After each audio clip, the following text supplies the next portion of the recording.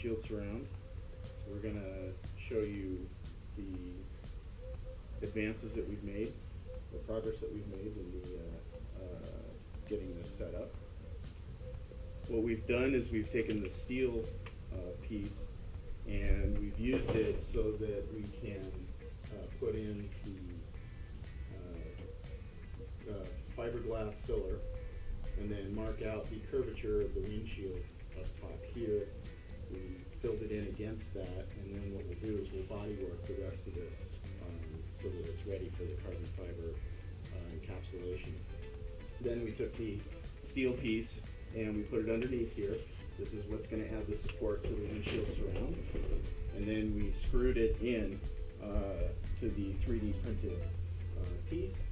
And then that's what we're going to actually encapsulate all in carbon fiber. So next you'll see us actually doing the finish work.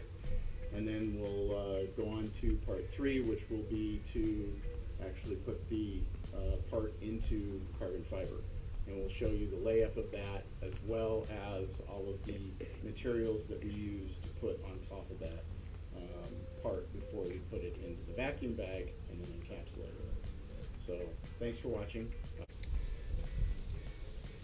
Okay, so we're going to get down to sanding the windshield surround.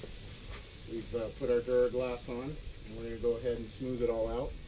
And then once we've done that, then we're going to move on to doing the carbon fiber, and I'll show you how I lay that down.